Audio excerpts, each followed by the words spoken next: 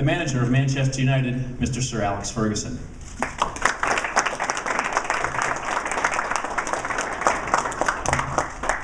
As you all know, Manchester United currently leading the English Premier League, the Barclays English Premier League. Part of that is clearly this gentleman here responsible, and all the players, many of them who participated in the North American tour last summer, including Berbatov and Hernandez. Berbatov is actually leading the Premier League right now with 20 goals, and Javier Hernandez has 10 goals in his debut season with Manchester United. So I'm going to turn it over to Sir Alex for a few brief comments, his thoughts about returning to the United States this summer. Then clearly we'll open it up for questions and answers. Do want to note that we are streaming this live via the internet, so we do have handheld mics, one to each side. So when you do ask your questions when we call upon you, if you could wait for the wireless mic, and then when you do get the mic, if you could state your name and affiliation for everybody who is watching at MLSsoccer.com and also with Manchester United's website. So I'll turn it over to Sir Alex Ferguson. Sir? Thank you. Well, I'm delighted to announce our proposed tour in the summer. We're finding it increasingly more exciting each time we come here. If you go back a few years ago when we came here, it was games against Milan, Celtic, Barcelona, Bayern Munich. The big change now is the MLS is now developing into a very competitive league and producing teams that make it more difficult. Games that we found last season, particularly in Kansas, we found that very, very difficult, which is a measure of the improvement in the American soccer. And of course the national team I think did very well in the World Cup too. There is a definite sense of a good future for the soccer here. And it's a great reason for us to be here. First of all, it's a fantastic country to bring the players here. They feel a freedom, they feel that they're safe, the training facilities are outstanding, the hotels are good. Everything is perfect for the build up to a difficult season in the road league. So we're delighted to come. That the difference being now is, as I explained to you, when we played Kansas last season, which was a very, very difficult game, and then the MLS in Houston, the arena was absolutely outstanding. And we're now going to play in Boston to begin with against New England Revolution, and then we move on to Seattle to play the Sounders, and then into Chicago to play the Chicago Fire. Last year we actually trained in Chicago before our games as part of our new sponsorship with Aeon, which was very successful. And it's going to be a hectic tour for us, but then to build up nowadays you really do need you need a very competitive pre-season because of the intensity of our own league back home. And then of course we come to this fantastic stadium here, and I must say I'm very, very impressed. I think this is a real football stadium. I think that, you know, my experience in football over the years, sometimes you go abroad and you have these big, huge tracks separating the football field from the spectators. Well, to me it's not a real football stadium.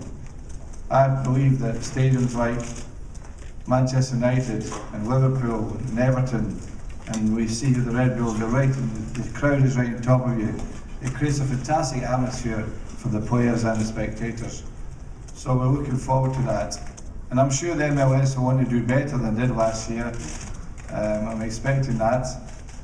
And then finally, we're playing a small matter of Barcelona, which should be an absolute fantastic finale to our tour.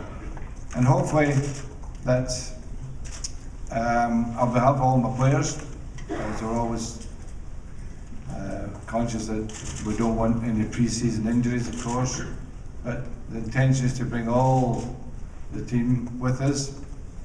Apart from Valencia, will be playing for his country in the tournament in South America with Ecuador, and also with El Chicharito, who has to play the Gold Cup for Mexico. But we are hoping, depending how he comes through that, he will join up with us at some part of the tour. So, thank you for the invitation.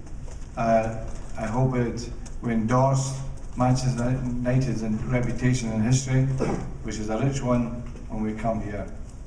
So thank you. All right, we'll kick it off with questions for Sir Alex Ferguson. Like I said, we have handheld microphones that we'll be handing out to the journalists who would like to ask questions, and we'll kick it off. And also my apologies with the bright lights, although I know most of you, some it's a little hard to see.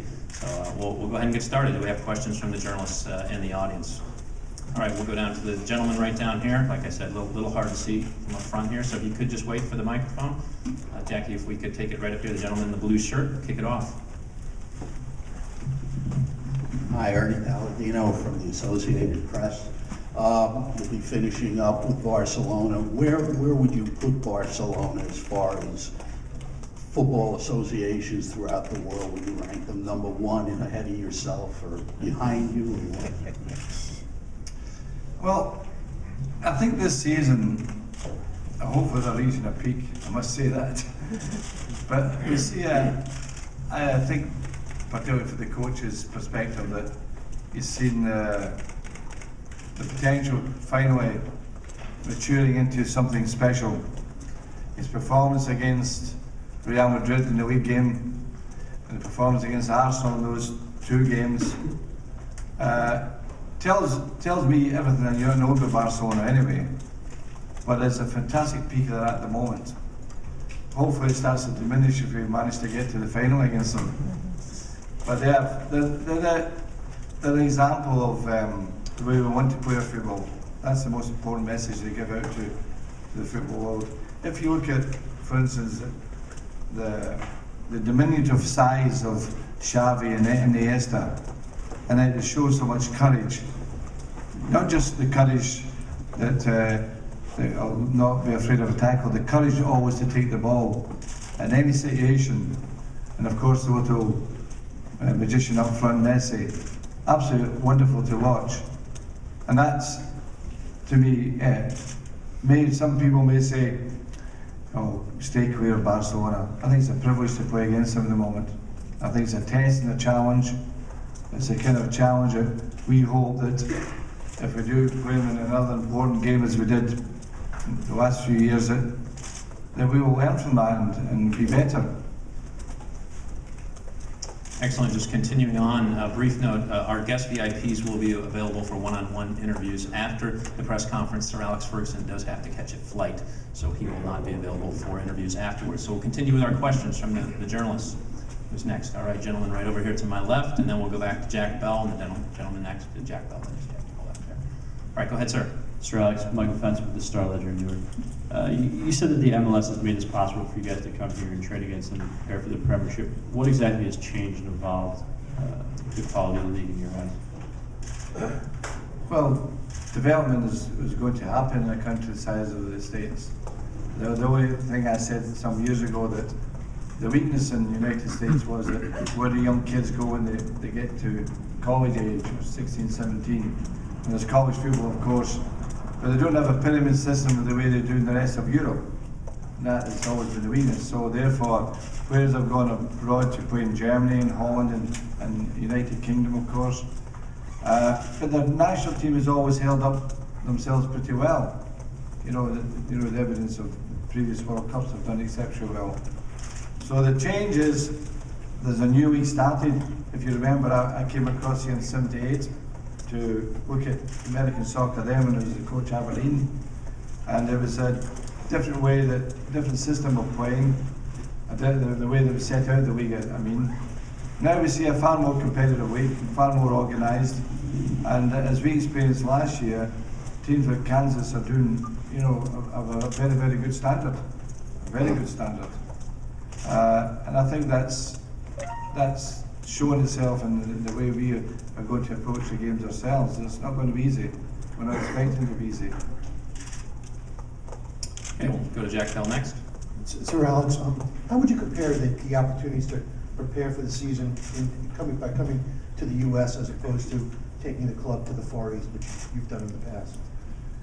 Well, Far East has to be part of our program simply because of a sponsorship situation and also the number of fans we have in the Far East. With an incredible amount of fans in the Far East. I don't know how many, it must be near 100 million fans in the Far East. And every time we go there, whether it's Malaysia or Thailand or Japan or China, we see that incredible enthusiasm for us. So we can't ignore that. But when the opportunity comes to go to the States, this will be our fourth time, we're also experiencing an increasing volume of Manchester United fans. So we have an impact, we see the impact. So in both cases, there are an importance for us to be here and to be in the Far East. All right, next question right there, then we'll go back, yeah, go ahead, sir. Yes, Carlos Leiva, La Polemica, BAT New York. Besides the obvious, what's been your secret for being such longevity as a coach, which is unusual nowadays, obviously, but what is, besides the fact that the team has been so successful, what else do you attribute to it? Well, I think you need good health and you need an energy. These are important things apart from everything else. And I've been blessed with good health so far. Touch wood continues. And I've always had the energy. And I think that's important. But aside from that, then I've stuck with my principles, and I think all my teams play the right way. I think they train the right way. I think that's more important. I think everything you do in a training session always manifests itself on a Saturday or in a game. That is really important. I've never changed that. I've always maintained the importance of training sessions. And yeah, I think that when I started as a coach at 32 years of age, that I was wrong. You know, I went into management with two things. I had my coaching badge and I played football. That's the two things I could take. Anything else I had to learn as I went along. And sometimes that's when you need luck. Because as you know, some coaches only last minutes in a game or a few games. If you're a young manager and gets sacked, I think that can be a devastating effect. Fortunately, I survived all that and got through to get to Manchester United, and therefore I had a fantastic platform after that, and a great club, fantastic club to work for anyone to play for. So I've been lucky in certain situations. You know, timing. Sometimes people say timing is everything, and my timing of moving has always been good. And just a quick stat, Sir Alex has been with Manchester United since 1986, longest serving manager in their history, and certainly the longest serving current manager among current league managers. We're going to go to the far back gentleman with the black hat, then we'll go to the young lady in the back, and then we'll go back to we'll go to Brian Lewis with the New York Daily News, and then the gentleman with the Associated Press. Thank you for your patience. Fire away. Scott Lubenbaum, SNTV. Sir Alex, as we saw in the lead-in video, among the legends is David Beckham. What do you think about the possibility of coaching against him, as well as former Arsenal striker Thierry Henry? Yeah, well, we'll get a special plan to sort Henry out. I'm bringing Roy Keane back. Well, you always have to plan against good players. It's always been the case, and I don't spend a lot of time discussing opponents a lot, only the ones that matter, and I've always done that.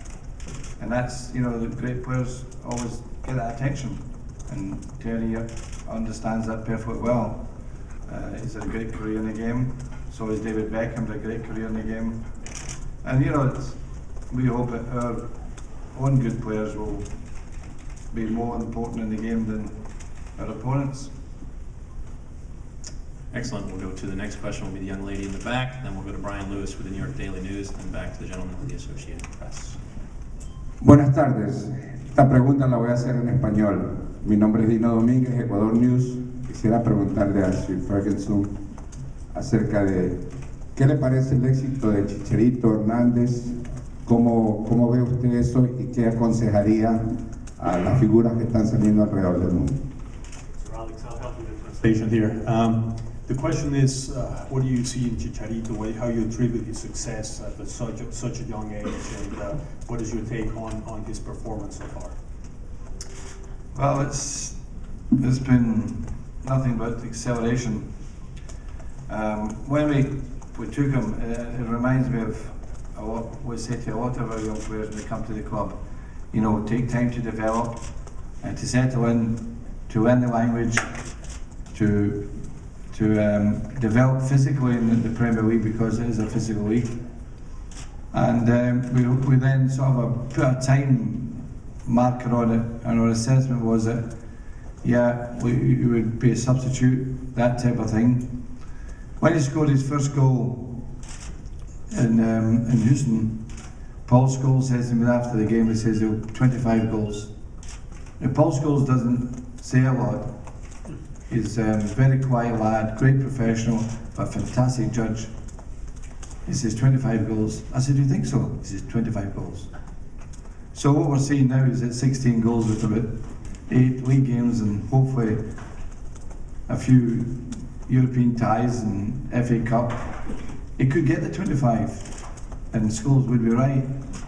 And that's who we're looking at now, we're expecting that.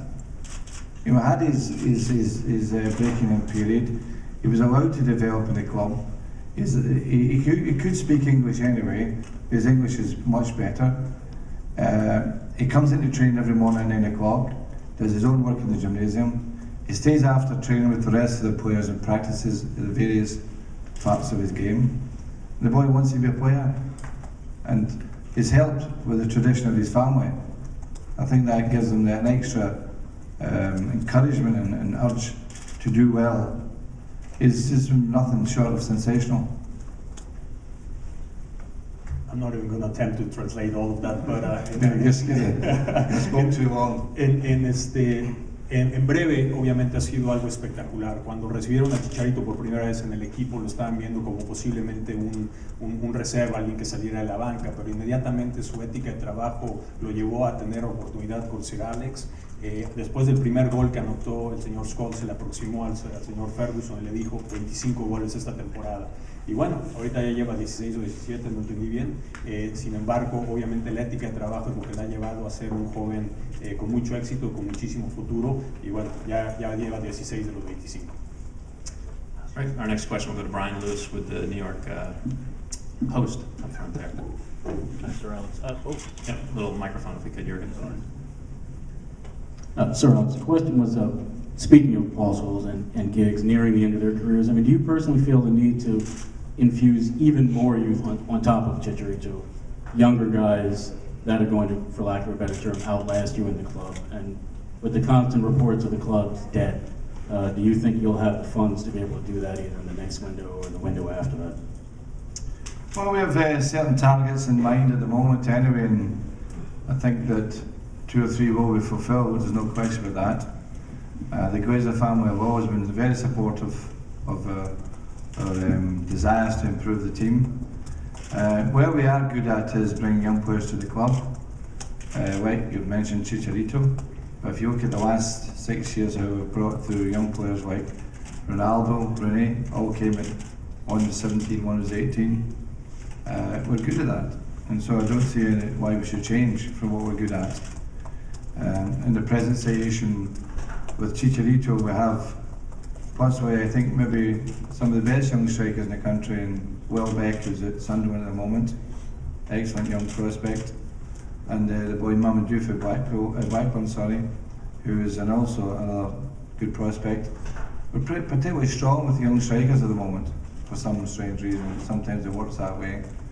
But you know, we will continue without question. And when the opportunity does arrive and we identify the right young players, that's the way we'll go. Okay, we'll go next back here, and then we'll go to the gentleman with the Associated Press next, if we get our wireless mics synced up. Go ahead, sir. Sir Alex, Julian Linden from Reuters. You mentioned a few moments ago about how many games you may have left in the season, which brings me to the treble. You're still on track for it.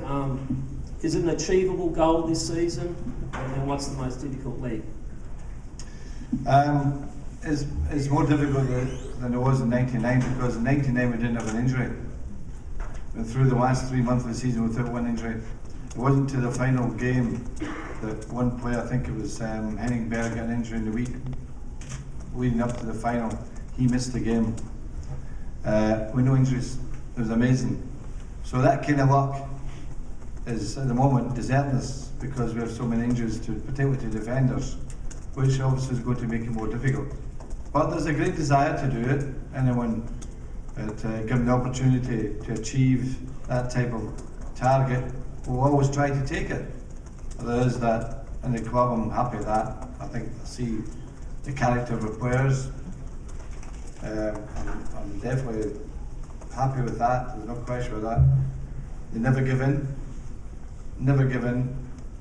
No matter the scoreline, you always feel that Manchester United are going to score in the last minute. It's a fantastic advantage to have. And so therefore, the answer to the question is we must have a chance, but a very difficult one. More difficult than it's ever been. I mean, we just try to do our best. I always feel that anyway, that going away from the greed of achieving 3 trophies, if you're winning one major a year, then you have to be happy with that. And if we it turned out we only win one of those big trophies, I'd be delighted. All right, Associated Press, gentleman in the blue shirt right here.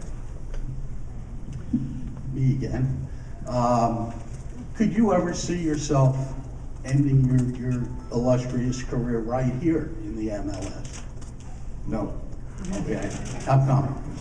I think once I'm finished with United, yeah, I'm 69 now, crikey.